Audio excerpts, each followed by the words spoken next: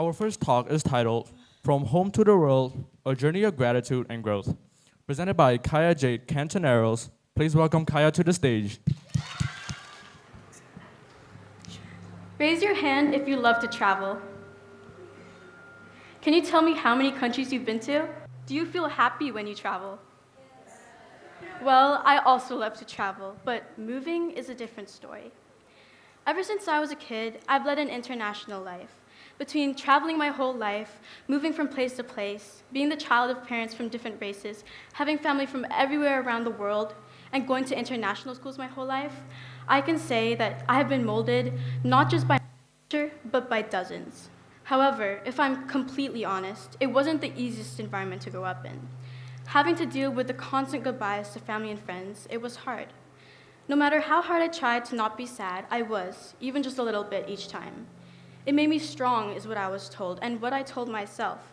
But that came with a cost, because I got so used to saying goodbye that when I left to live in another country for what I thought would be forever, I showed no emotion saying goodbye to my most beloved friends. I feared that it made them feel unappreciated and unloved by me. But that wasn't the only struggle. People don't talk about the self-esteem issues a preteen faces when introduced to a whole new world in a new country. Yes, it was my dad's home country, but I was still scared that day entering the school. The trembling fear of, will they like me? What if I don't make friends? How will I survive? I did. And I had spent a whole year there with friends and family checking in on me emotionally very often. I thrived, but I brushed off the offered support because I was fine. It wasn't until after living there for a year, I moved, again, to here. And now, I know you want to hear about the positives of my experience, but it wasn't exactly fun. I think the effects of abrupt change were finally starting to hit me, because I can describe the first move as blurry in the sense that I haven't fully processed it yet. It wasn't real, but this time, it hit me like a truck. The realization that this isn't a vacation, and I don't know how long I'm going to be here. I was so lucky to have made those friends and to have my family around the first time, but this time I didn't. Now I wish I had that old support that was offered to me. I didn't have friends, I didn't have family, and I felt deserted. A research published in 2021 by Ching et al. And the University of Hong Kong said that challenges faced by multicultural students can be summarized into 3 main points. 1, challenges in learning experience. This includes things like heavy workload and limited understanding of the current curriculum that the school is using. And for college students, this doubles up, because sometimes they have difficulty transferring credits for non-major courses. 2, changes in learning approaches. Every school has a different approach when it comes to teaching, and this can be hard to adjust to when students are accustomed to specific approaches or are better suited for a different approach. And lastly, number 3, restricted social circle. When one is put into a non-familiar place, different cultures, language, priorities, and values can isolate them socially. People like familiarity, so one who isn't relatable has less social opportunities and matches. Because of this, I poured myself into my studies, doing everything the best I could. I only had books and shows for company. Though I occasionally called my long-distance best friend, it wasn't nearly occasional enough. And though I wasn't physically alone, mentally it felt exactly like that. My dad was consumed with work, my siblings consumed with whatever little kids do, and my mom had her own problems, homesickness. I continued on with my life, going to school, coming home, the same empty routine that matched the hollowness I felt inside, but I can't say anyone noticed. Because through it all, I managed a smile, a laugh, a conversation with a teacher. I didn't look sad, did I? I hope not. It was a fear to be seen.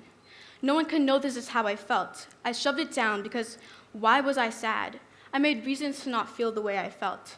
I'm so lucky, no need to be sad. I kept invalidating my own feelings. I had to focus on something else. So I focused on others. I just stayed quiet, and slowly, over time, I saw other people's problems, even if their own friends couldn't see it. Everyone is suffering, silently or loudly, big or small issues. And in that time, I started to get better, happier. I made a friend or two, because all I needed to give myself was time.